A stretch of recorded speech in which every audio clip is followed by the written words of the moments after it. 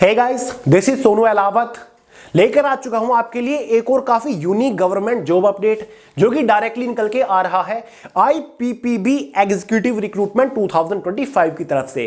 दोस्तों, आईपीपीबी का मतलब होता है इंडिया पोस्ट पेमेंट बैंक, जो कि ministry of communication department of post यानी कि जो भारतीय डाक विभाग है उसी का ही एक सब डिपार्टमेंट है आईपीपीबी। यानी कि जो डाक घर की हमारे पोस्ट ऑफिस की जो ट्रांजैक्शंस पेमेंट होती है, जो पोस्ट ऑफिस बैंक होता है उसकी सारी ट्रांजैक्शंस पेमेंट वगैरह ये मैनेज करता है आईपीपीबी। तो इसी के अंदर भाई एग्जीक्यूटिव की पोस्ट के ऊपर वैकेंसीज आ चुकी है। एक सरकारी विभाग है, ग्रुप सी के पोस्ट है, ऑल इंडिया से कैंडिडेट फॉर्म अप्लाई कर सकते हैं। मेल और फीमेल दोनों ही कैटेगरी कैंडिडेट एलिजिबल है। तो आगे इस वीडियो में इस वैकेंसी की रिगार्डिंग सारी जानकारी आपको देता हूं, पूरा नोटिफिकेशन आपके साथ डिस्कस करूंगा। खास बात यह है कि इसके सिलेक्शन प्रोसीजर में कोई भी एग्जाम कंडक्ट नहीं कराया गया, ये एक डायरेक्ट भर्ती है। क्लियर है? फ्रेशर्स कैंडिडेट यहां पर एलिजिबल है, कोई एक्सपीरियंस या फिर एक्स्ट्रा एडिशनल क्वालिफिकेशन नहीं मांगी गई है। सैलरी वगैरह के बारे में भी डिटेल से जानकारी दूंगा आपको। तो चलिए बहुत ज्यादा टाइम वेस्ट नहीं करते, फटाफट वीडियो शुरू करते हैं। जैसे कि शुरुआत में बता दिया है, आईपीपीबी मतलब इंडिया पोस्ट पेमेंट बैंक की तरफ से ये वैकेंसी निकल के आई है। एग्जीक्यूटिव की हमारी पोस्ट है, सर्किल वाइज इस वैकेंसीज को यहां पर निकाला गया है। क्लियर है? तो चलिए सबसे पहले इंपॉर्टेंट डेट्स के बारे में बात करते हैं। इस वैकेंसी के लिए ऑनलाइन फॉर्म ऑलरेडी आज से यानी कि 1 मार्च 2025 से स्टार्ट हो चुकी है। फॉर्म की जो आखिरी तारीख रखी गई है वो 21 मार्च 2025 रखी गई है। फॉर्म अप्लाई करने के लिए बहुत ज्यादा टाइम नहीं दिया गया है क्योंकि सिलेक्शन प्रोसीजर काफी फास्ट चलेगा। पोस्ट कौन सी है, डेजिग्नेशन कौन सा हमारा एग्जीक्यूटिव की है। टोटल वैकेंसीज 55 ही यहां पर निकली हुई हैं। तो सबसे पहले बात करते हैं यहां पर हम एज लिमिट के बारे में, उसके बाद क्वालिफिकेशन को डिस्कस करेंगे। जनरल वालों के लिए मिनिमम एज लिमिट 21 साल है, मैक्सिमम 35 साल रखी गई है। जो आपकी एज कैलकुलेट होगी वो एज ऑन 1 फरवरी 2025 तक होगी।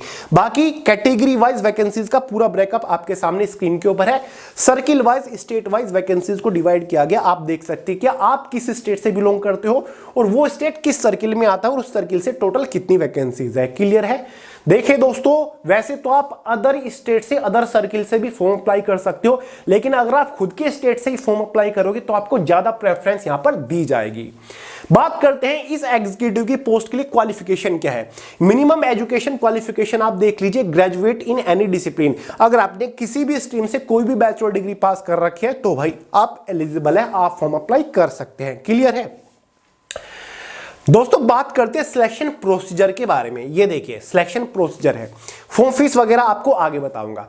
यहां पर आपका कोई भी एग्जाम वगैरह कंडक्ट नहीं कराया जाएगा। आपकी क्वालिफिकेशन के बेसिस पर ये एक मेरिट बेस्ड रिक्रूटमेंट आपको सिलेक्शन दिया जाएगा।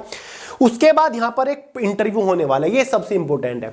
इंटरव्यू के बेसिस पर आपको फाइनल सिलेक्शन दिया जाएगा। इंटरव्यू में basically mental ability, communication skills के ऊपर फोकस किया जाता है। क्लियर है?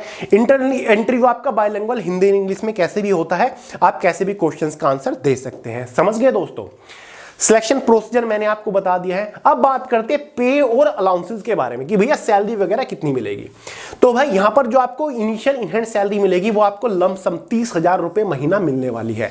शुरुआत में पहले महीने में सिलेक्शन होते ही 30,000 रुपए महीना आपको सैलरी मिलेगी विद ऑल डिडक्शन या फिर जो भी अलाउंसेस वगैरह होते हैं। समझ गए? फॉर्म फीस के बारे में बात करें, सभी कैटेगरी के लिए जनरल, ओबीसी, ईडब्ल्यूएस वालों के लिए 750 रुपए फॉर्म फीस चार्ज किए गए हैं।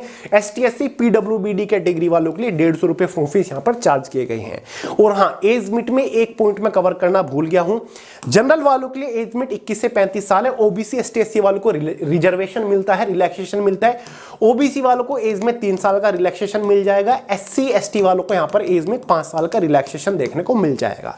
इस बात का आप ध्यान रखिएगा। तो सैलरी मैंने आपको बता दी है। अब बात करते हैं जो प्रोफाइल के बारे में। और हां, ये एक कॉन्ट्रैक्ट बेस्ड रिक्रूटमेंट है। पीरियड ऑफ कॉन्ट्रैक्ट यहां पर कितना है?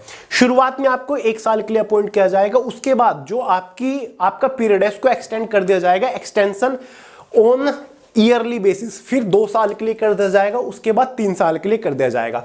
तो मैक्सिमम ड्यूरेशन जो है वो आपकी कॉन्ट्रैक्ट की वो 3 साल की है। मतलब ये 3 साल की जॉब रहने वाली है। सरकारी विभाग है। पहले साल आपको 30,000 रुपए सैलरी मिलेगी, अगले साल सैलरी आपकी बढ़ जाती है, फिर तीसरे साल आपको सैलरी और ज्यादा बढ़ के मिलती है।